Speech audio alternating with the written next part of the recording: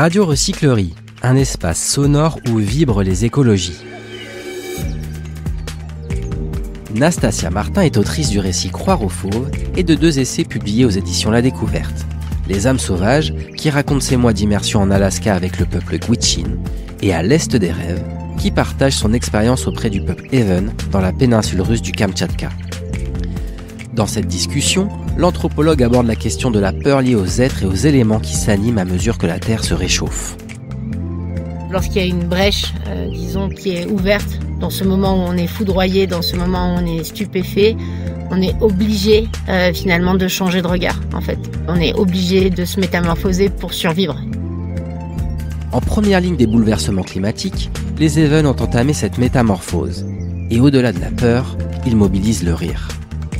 Ce qu'ils opposent la plupart du temps, pris dans ces situations dangereuses où on est en train de risquer sa vie, c'est le rire, c'est l'humour.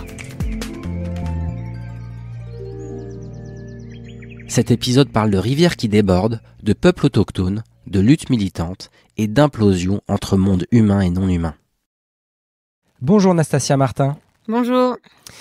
Un grand merci de répondre à notre micro. On est très heureux d'échanger avec toi dans le cadre de l'Épouvantable Expo, donc une exposition qui explorera nos rapports effrayés et effrayants au monde vivant à partir de novembre 2024 à la Recyclerie. Alors, première question, très vaste, c'est la même que j'ai posée à notre invité précédent, Philippe Descola. Quand je te parle de peur plurielle liée au monde vivant, à quoi ça te fait penser spontanément ? Alors, si tu me poses la question à moi, Nastasia, humaine qui habite dans les Hautes-Alpes, j'aurais envie de te répondre qu'est-ce que tu mets, qui tu admets à l'intérieur de monde vivant. Parce que oui, là dernièrement, les mois qu'on a passés, disons que la peur, elle était très liée à cette question du débordement. On a eu des laves torrentielles très très importantes dans la région, notamment une dont vous avez sûrement entendu parler, qui a ravagé le hameau de la Bérarde, qui est pas très loin de là où j'habite. Donc je dirais que oui, il y a 2 mois, la peur, elle était vraiment liée finalement à des entités, à des éléments qui rentrent pas forcément a priori dans ce qu'on appelle le vivant, en tout cas le bios, c'est-à-dire les rizières, les glaciers, les pluies torrentielles, et que tout ça est en train de s'éveiller, de s'animer, de poser une question, en tout cas, qui fait peur pas seulement à moi, mais à tout un tas de voisins. L'école ici, elle est située juste au bord de la rivière. Il y a 3 mois, on s'est demandé si justement elle allait pas être complètement inondée. Voilà, donc c'est des peurs un peu très très très concrètes comme ça, mais qui sont vraiment liées à cette question des éléments qui s'animent et sur lesquels on n'a pas, disons qu'on est en train de se rendre compte qu'on n'a absolument pas de contrôle. Voilà. Donc là, tu parles plutôt de peur, liée au bouleversement climatique, bouleversement pluriel à nouveau, ce qui entraîne aussi une perte du monde sauvage tel que on le connaît ou tel qu'on le connaissait. Alors j'ai lu avec un grand intérêt à la fois tes travaux qu'on peut qualifier de scientifiques mais aussi de littéraires, et notamment dans ton livre Croire aux fauves, tu te dis pétrifié par l'accélération du désastre. Comment ça se manifeste chez toi, disons psychologiquement, physiquement, cette accélération du désastre? Est-ce que tu y penses tous les jours par exemple ? Oui, j'aime bien cette image de la pétrification, la stupeur en fait. La stupeur, je pense souvent à l'image de Méduse telle que l'a décrit notamment Jean-Pierre Vernant Cette idée que si vous croisez le regard de Méduse en face, vous allez finir pétrifié. Et moi, la manière dont je comprends cette figure mythologique, c'est vraiment ce qui est en train de s'animer à l'extérieur de l'humanité, ces êtres et ces entités qui sont en train littéralement de nous déborder en fait, et que si vous osez un regard en face à face avec ce qui à la fois ceux qui montent et ceux qui se délitent, vous risquez de finir, c'est ça, stupéfait, pétrifié, foudroyé. J'aime bien cette idée aussi du fulgure, de la lumière éclatante qui est faite sur une situation, sur une relation, sur un état du monde particulier. Et bon, être foudroyé, c'est pas très très agréable.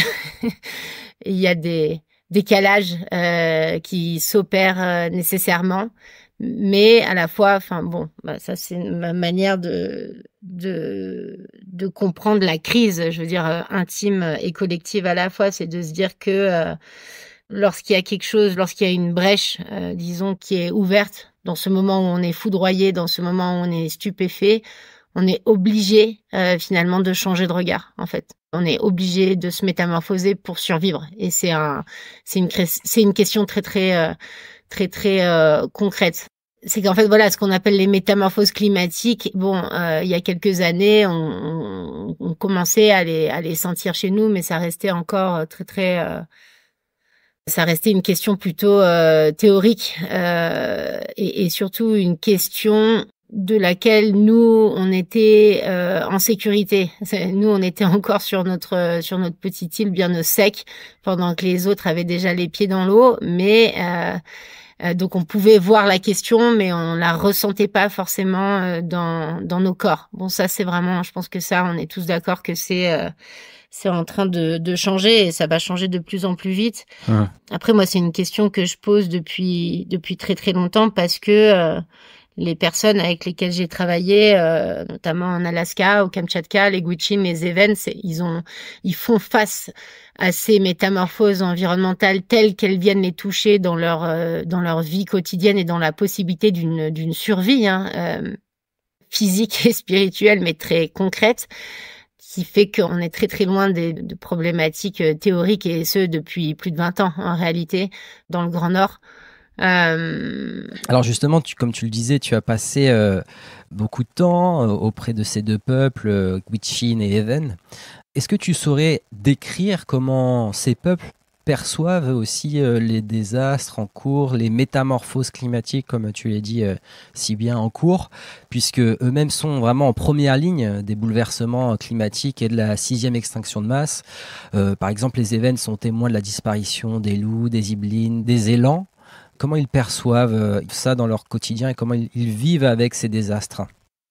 Alors ces désastres, encore une fois, ils sont pas pensés de manière théorique et informée par la science moderne. C'est-à-dire que l'idée du changement climatique, par exemple, au Kamtchatka, ils ont déjà entendu la formulation Global Nepatiplane, changement climatique, mais ça ne fait pas grand sens. Eux, ce qu'ils perçoivent, c'est les animaux et les éléments qui s'animent de manière erratique, de manière auquel ils n'étaient pas habitués, de manière complètement déplacée, inattendue par rapport à tout ce qu'ils avaient l'habitude de voir et de connaître auparavant. Bon, et ça, c'est quelque chose qu'on retrouve de l'Alaska à la Sibérie, mais voilà, ça va être des animaux migrateurs qui changent de route migratoire ou qui ne migrent plus du tout. Ça va être des saumons, certaines espèces de saumons qui remontent des rivières qu'ils n'avaient jamais remontées auparavant ou qui ne les remontent plus du tout. Ça va être la forêt qui brûle pendant tout l'été et qui vous place, vous, dans une atmosphère de flou très désagréable, avec les yeux qui piquent et la gorge qui gratte, et puis littéralement, vous ne voyez plus rien. voilà, les berges des rivières qui s'effondrent, du coup les maisons qui s'effondrent avec dans la rivière, les rivières qui se mettent à déborder de manière complètement apocalyptique. Voilà, c'est tout ça. Il y a un aspect qui diffère largement de notre manière à nous de penser la question, c'est que, comme je le disais au début, nous aussi ici, voilà, là on est en train de commencer à expérimenter des phénomènes climatiques majeurs qui peuvent parfois menacer nos vies, nos existences, nos maisons, etc. Et ce qui diffère profondément, c'est la raison. C'est la raison qui est imputée à ces éléments qui s'animent là, c'est-à-dire c'est le qu'est-ce qui se passe. Et en fait, quand vous parlez notamment aux événements, mais pas que, encore une fois, ça c'est quelque chose qu'on retrouve chez nombre de collectifs autochtones, en tout cas de collectifs autochtones qui vivent encore avec et en dialogue avec des entités, disons, autres qu'humaines. C'est cette idée que ces entités, elles se manifestent parce qu'elles se manifestent. C'est-à-dire, elles se manifestent parce qu'elles sont en train de répondre à une situation dont les humains, à laquelle ils ne sont pas étrangers. Il y a cette manière très réflexive, en fait, de penser au pourquoi ça se manifeste en regardant les endroits où tel ou tel collectif, voilà, si on prend les événements, ont failli quelque part à leur devoir de dialogue avec ces entités pour qu'elles répondent de telle ou telle manière. À quel moment ils n'ont pas prononcé les mots justes, à quel moment ils n'ont pas chanter le juste chant, à quel moment ils n'ont pas rêvé de la bonne manière pour que, à un moment donné, ça se manifeste de cette manière-là. Oui, le thème du rêve est très présent, évidemment, dans ce livre consacré aux Even à l'est des rêves. Et tu décris à la fin du livre une tempête de pluie et non de neige, signe d'un bouleversement climatique majeur. Et ce que tu nommes chez eux, c'est pas de la peur, c'est au-delà de ça peut-être, c'est de la désespérance. Est-ce que ce mot serait plus juste pour qualifier ce que vivent ce peuple ? Oui, le constat que les liens qui tenaient les êtres et les entités, les éléments dans un dialogue relativement fluide sont en train de se déliter les uns après les autres. Et donc tout simplement le constat de se dire est-ce qu'il va encore être possible d'exister collectivement dans ce milieu-là dans les années qui arrivent? Et la réponse, on la connaît tous. Elle est finalement assez tragique.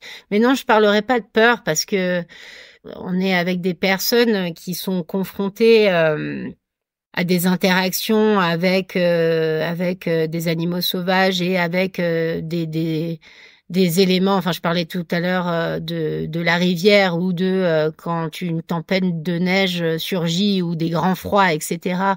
Extrêmement dangereuses. Et ce qu'ils opposent la plupart du temps à mais vraiment pris dans ces situations dangereuses où on est en train de risquer sa vie, c'est le rire, c'est l'humour.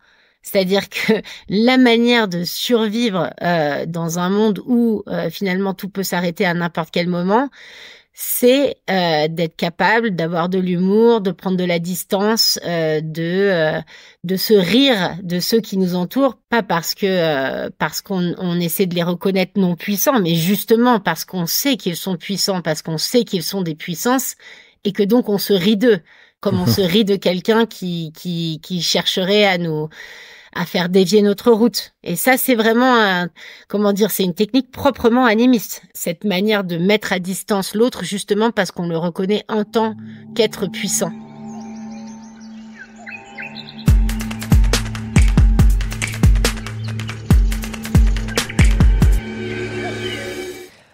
Nastasia, j'ai fait un petit peu d'anthropologie à ma manière, on va dire de l'anthropologie de comptoir, puisque ce matin, je suis allé dans un PMU en bas de chez moi pour demander aux clients s'ils ressentaient de la peur face au réchauffement climatique en cours. Et voilà ce qu'ils m'ont répondu. Alors, est-ce que ça vous fait peur spontanément là, quand je vous parle de réchauffement climatique ? Pour l'instant, non. Ça ne me fait pas peur. J'y pense pas, voilà. Moi, je vis la vie au jour le jour, donc pour l'instant, je pense pas au réchauffement climatique. Est-ce que c'est question plus à long terme, c'est ça pour vous? Ouais, c'est ça, c'est plus sur long terme. Après, je pense qu'on a encore une grosse marge de temps. Merci beaucoup. On parle de réchauffement climatique, est-ce que ça vous fait peur? Non, pas tant que ça. Pas tant que ça. Je me dis que c'est aussi dans l'évolution des choses. Voilà, l'évolution de la planète. À une époque, c'était les dinosaures. Il y a eu tout ça. Voilà, hein. C'est très dommage que la calotte glaciaire fonde, qu'on va aussi vers la disparition des ours, etc. polaires. Mais je me dis que des choses disparaissent et d'autres réapparaissent. Et vous ne pensez pas que les humains ont leur part à jouer là-dedans? Bien sûr, mais ça c'est aussi l'évolution des choses, le fait qu'on soit de plus en plus nombreux sur la planète qui fait qu'on se modernise, qu'on fasse appel aussi à tout ce qui est polluant, tout ce qui est usine polluante, mais voilà, qui voudrait ne pas vivre sans? Ça va aller avec la musique? Ouais, mais justement, ça fait partie de l'ambiance. Est-ce que ça vous fait peur, le réchauffement climatique? Oui. Oui, parce que voilà, j'ai peur du manque d'eau et j'ai peur qu'un jour il y ait des guerres pour l'eau. Enfin, voilà. Ça m'inquiète énormément pour l'avenir de mes enfants. C'est la question de l'eau qui vous fait peur particulièrement? Oui, parce que pour moi, réchauffement climatique, c'est les glaçons, c'est l'Antarctique et l'Arctique qui fondent, c'est donc de plus en plus d'eau salée. La montée des eaux et en plus même avec ça je pense qu'on va manquer de plus en plus d'eau et que l'humanité à un moment donné ça serait une ressource rare quoi. Je vois déjà dans d'autres pays, moi mon épouse est indonésienne, là-bas il n'y a pas d'eau potable, c'est toujours tout en eau, en plastique et tout ça et c'est assez compliqué. Nastasia, je t'entendais rire en écoutant ces extraits. Bon, il va falloir un peu d'humour effectivement. La perception du réchauffement climatique peut vraiment être complètement différente d'une personne à l'autre. Comment est-ce que tu analyserais là, ces 3 petits extraits? Oui, c'est la première personne qui s'exprime. Enfin, évidemment, on peut pas lui en vouloir de ne pas avoir peur, étant donné que pour l'instant, il est confronté à cette question uniquement par le biais des médias, tout simplement. C'est pas la question qui se pose à lui le matin quand il se réveille. Contrairement, comme on le disait tout à l'heure, à un événement qui sort de la yourte le matin et qui va devoir trouver des manières de chasser, de pêcher, de garder son troupeau, de cueillir, etc., qui va pas pouvoir le faire si la question du dérèglement climatique est présente telle qu'elle est présente. Donc, ça me paraît tout à fait légitime que ces personnes n'aient pas peur. Néanmoins, je ne pense pas que nous ayons tant de temps que ça devant nous pour que cette question ne devienne pas une question que tout un chacun va se poser le matin au saut du lit. Voilà. Après, l'autre chose qui m'a fait rire, c'était la personne qui disait, oui, c'est tragique, la calotte fond et les ours polaires disparaissent. Voilà, encore une fois, c'est un peu la problématique finalement de sans cesse vivre sur un mode théorique et non pas existentiel. C'est que du coup ce qui se passe, c'est que on est sans cesse en train de faire des raccourcis. Lorsqu'on veut exprimer une situation particulière, comme celle du réchauffement climatique, finalement, quand on n'est pas touché directement par et qu'on n'a pas de détails d'expérience à donner de qu'est-ce que c'est concrètement dans nos vies, on va faire des raccourcis avec les bribes, les fragments qui ont percolé depuis les institutions scientifiques et le monde médiatique. C'est assez tragique et pour reparler de peur, voilà, ça me fait peur.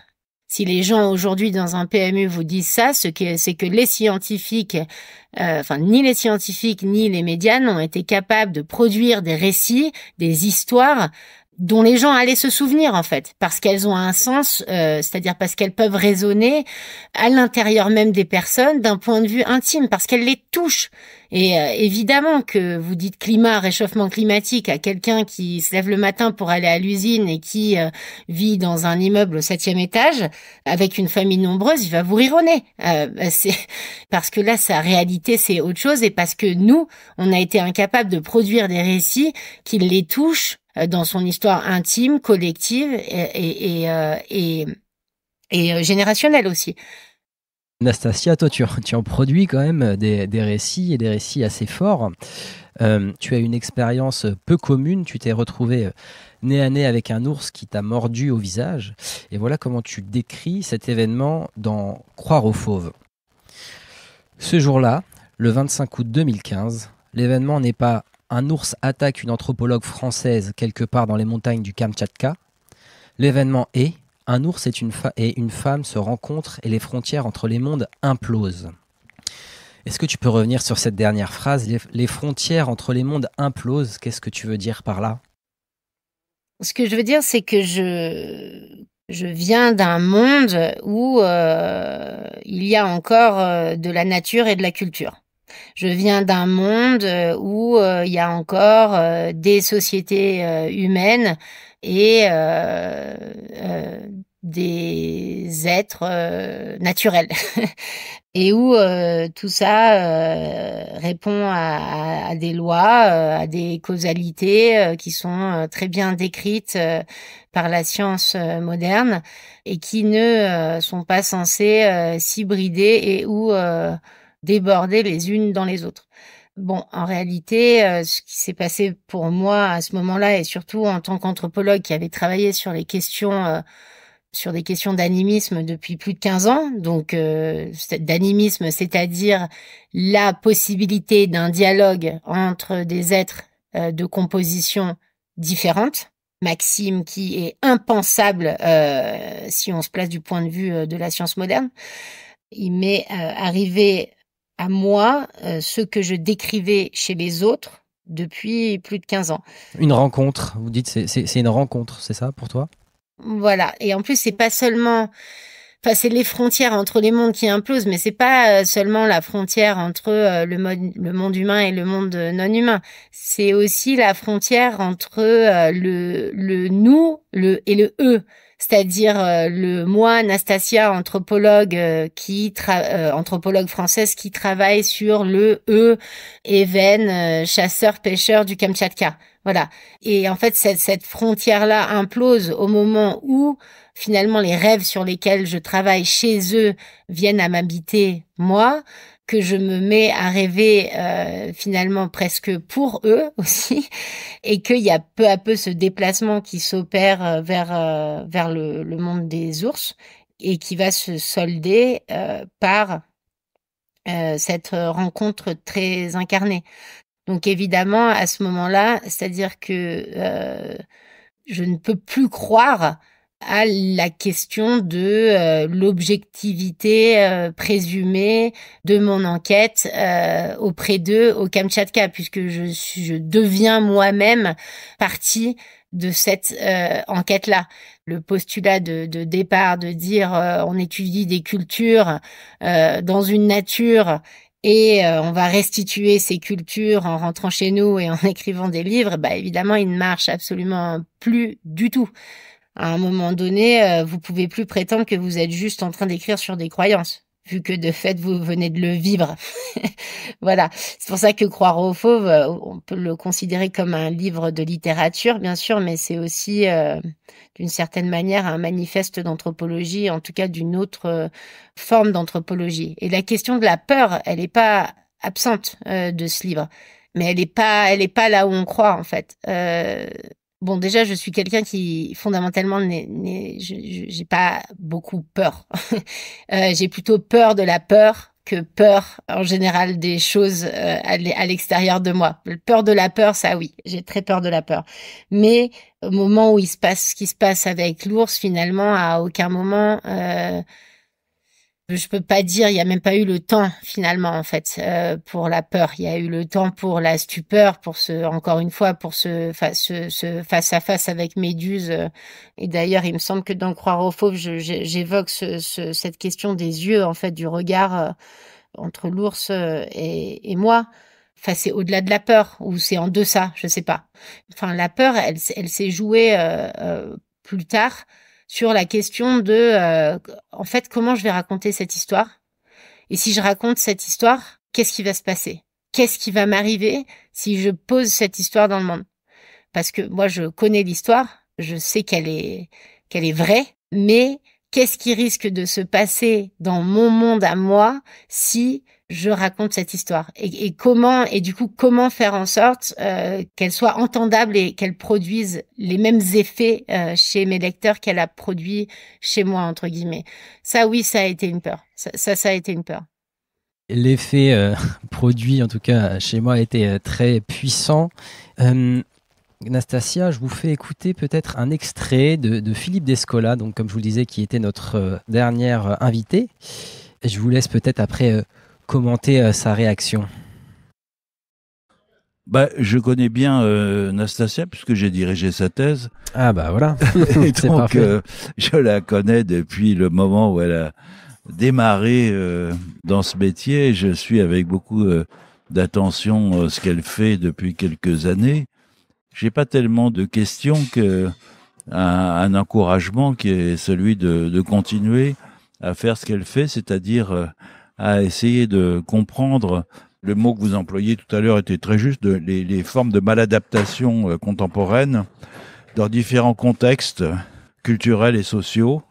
C'était le cas chez les Gwich'in de l'Alaska, ensuite chez les Évennes du Kamchatka. Maintenant, elle travaille en Patagonie et à chaque fois, elle met en évidence la façon dont des populations localement essayent de se confronter aux distorsions et à ce que le capitalisme impose en termes de destruction des milieux et essayent de trouver des solutions au fond pour sortir de ces situations quasiment inextricables dans lesquelles elles sont placées. Donc c'est à la fois un travail scientifique que j'admire parce que c'est vraiment des terrains qui sont très bien menés et qui sont difficiles et en même temps le résultat politique est là, c'est-à-dire que ça nous permet de comprendre la diversité des façons de faire face aux malheurs du monde. Oui, merci. Je suis très touchée. D'abord, je voudrais juste dire que sans Philippe Descola, j'aurais jamais ni pensé tout ce que je pense à l'heure actuelle, ni même réussi à poursuivre notamment mon premier terrain en Alaska, c'est chez les Gwich'in, parce que lorsque je suis arrivée là-bas, au bout de la première année, je ne comprenais absolument rien et l'animisme me semblait bien loin des préoccupations des gens, justement, étant donné la crise climatique sur fond d'histoire coloniale ultra violente. Et j'avais écrit un mail paniqué à Philippe en lui disant écoute, je ne comprends rien, je suis perdue dans cette fumée de feu comme eux et en fait je crois que soit j'arrête tout, soit je vais faire une thèse sur l'histoire coloniale parce que je vois pas quoi faire d'autre. Et il m'avait répondu c'est très bien que tu ne comprennes plus rien, ça veut dire que le terrain commence véritablement. On était déjà à plus 1 an. Donc voilà. Il le décrit très bien et la raison pour laquelle il me semble fondamental à l'heure actuelle de faire de l'anthropologie et de continuer de rendre leur voix à tous ces collectifs qui ont été écrasés par les processus coloniaux et aussi de toute façon les institutions politiques et économiques actuelles. c'est que justement, en fait, leur manière de faire face à ce monde en pleine transformation, c'est justement pas de passer par le monitoring environnemental comme c'est le cas chez nous. Le problème du naturalisme, pour réemployer la catégorie de Descola, c'est qu'en fait les solutions entre guillemets qu'on va avoir pour régler entre guillemets la question climatique ne se dessinent presque qu'uniquement qu'en plan de gestion, qu'en monitoring, qu'en tentative de reprise de contrôle parce qu'il y a cette idée ontologique, cosmologique qui préexiste, qui est que déjà la nature existe, premier truc, et qu'elle est extérieure à nous. Et que en fait, il est impossible de dialoguer avec tout ce qui la compose sur d'autres plans que celui de l'action technique, technocratique, etc. Raison pour laquelle aujourd'hui, on vous dit, pour décarboner le climat, on va faire de la transition énergétique et on va remplacer toute notre technologie carbonée par des énergies dites vertes et renouvelables. Aujourd'hui, on sait pertinemment que cette idée de transition est un mensonge. Jean-Baptiste Fressoz l'a très très bien montré dans son dernier livre Sans transition. Moi, j'essaie de le montrer en repassant par justement les voix de ces collectifs qui, eux, sont confrontés à ces éléments qui débordent depuis plusieurs années et qui, en amont de se poser la question technique de comment on va faire pour continuer à être extractiviste entre guillemets avec ces éléments et ces entités-là, qui se posent en amont la question cosmologique de où est-ce qu'on a perdu le dialogue, pourquoi on a perdu le dialogue et comment on reprend le dialogue. Et en fait, ça change tout. Le problème, il me semble que c'est d'abord la formulation du problème. Et si vous formulez le problème différemment, si vous avez plus seulement des entités sur lesquelles vous allez agir de manière technique pour soit réparer le climat, soit œuvrer vers la transition énergétique, mais que vous vous reposez la question de ces entités différemment à partir de cosmologies qui sont pas les nôtres, il se passe autre chose. Voilà. Et c'est ça, en fait, l'acte politique, entre guillemets. C'est de, finalement, de rendre à nouveau ces cosmologies performatives, c'est-à-dire efficaces, elles aussi, pour justement penser un monde qui est en train de déborder, de prendre feu, etc. Parce que c'est des choses auxquelles ces gens-là sont habitués et rompus à penser depuis des milliers d'années. Et que nous, il se trouve que depuis quelques centaines d'années, disons, on s'est confiné dans un mode de pensée assez sécuritaire où ces débordements allaient être gérés. Et ce qui se passe aujourd'hui, c'est le côté magnifique de cette crise, c'est on ne peut plus penser comme ça. C'est fini. Voilà, c'est la fin d'un monde, mais c'est pas la fin des mondes ni du monde, mais c'est clairement la fin d'un monde. Ça, c'est sûr.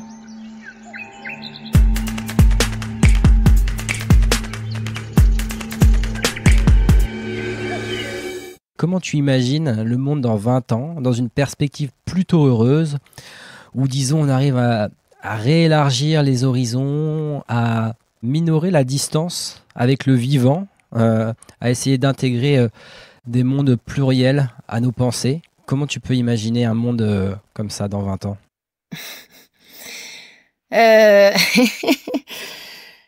Vaste question. Ce qui me mettrait en joie, ça serait que l'anthropologie et l'écologie politique soient enseignées à l'école primaire, par exemple. Voilà, ça serait quelque chose qui, je pense, pourrait changer la donne. C'est-à-dire un monde où les enfants, lorsqu'ils grandissent, ils savent qu'ils grandissent dans un régime de vérité, de véridiction particulier qui n'est pas le seul et l'unique. qui grandissent dans un monde où la science telle qu'elle est produite au sein de la modernité, au sein du naturalisme, ne soit pas le seul régime de réalité possible. Un monde où des êtres, les êtres vivants évidemment, mais aussi des êtres invisibles, pourquoi pas, puissent faire collectif avec les humains, ou en tout cas être intégrés dans ces réalités-là. Et alors, c'est surtout comment je n'imagine pas un monde. Voilà, ce qui est sûr, c'est que je n'imagine pas le monde tel qu'il nous est présenté à l'heure actuelle par les entreprises de la transition et par les États qui se disent prendre en charge à l'heure actuelle les questions écologiques en proposant uniquement des solutions technocratiques. J'y crois pas. Je pense que c'est la continuation du désastre en cours. Toute la question, c'est comment tous ces différents collectifs autochtones, militants, etc., vont pouvoir revenir entre guillemets sur le devant de la scène avec leurs mots et leur monde à nouveau performatif, et être acceptés de manière véritablement plurielle et symétrique, sans être instrumentalisé, folklorisé, etc. Et ça, je sais pas comment on va faire. Et toute dernière question, notre prochain invité à la recyclerie, ce sera le militant Thomas Braille, qui est arboriste grimpeur, fondateur du groupe national de surveillance des arbres et évidemment grand militant contre l'A69. Est-ce que tu aurais une question ou peut-être de l'énergie à transmettre à Thomas pour notre prochain enregistrement, Nastasia? Alors, je sais pas si c'est une question. Moi, je suis quelqu'un, mais comme plein d'autres personnes, et je pense que c'est un sentiment que je partage avec énormément de militants, qui suis allé jusqu'à me plonger, me donner à corps perdu pour et dans une cause. À corps perdu, je trouve que c'est une belle formulation, parce que ça résume bien cette possibilité de la disparition du soi, en fait, de sa propre vie, lorsque on va au bout de ce qu'on sent être juste et des idées pour lesquelles on se bat. En tout cas, j'ai traversé ça, et j'ai énormément d'amis militants dont je sais qu'ils traversent la même chose actuellement. Et ma question, ça serait celle-là, c'est est-ce qu'il est possible, quand on est un chercheur ou un militant engagé dans son travail, dans sa lutte, etc., d'être profondément engagé sans que ce soit à corps perdu, c'est-à-dire en s'autorisant à ne pas en mourir. Parce que moi, ce qui me fait peur à l'heure actuelle, c'est que moi et d'autres, et surtout d'autres, finissent par tellement tout donner pour combattre l'abomination en cours, que finalement ils disparaissent. Et l'histoire, malheureusement, nous montre que les meilleurs, entre guillemets, en tout cas les gens qui sont dans ces luttes-là, finissent quelque part à un moment donné toujours par en mourir. Et ça, c'est très dommage, parce que du coup, ça amoindrit les effectifs de lutte. Donc, une de mes questions, ça serait comment on fait pour néanmoins persister dans ce contexte terrible dans lequel on est tous plongés. Nastasia Martin, merci, un grand merci pour toutes ces transmissions, pour cet engagement, disons, à corps gagné dans la recherche, en tout cas qui inspire un grand nombre d'entre nous.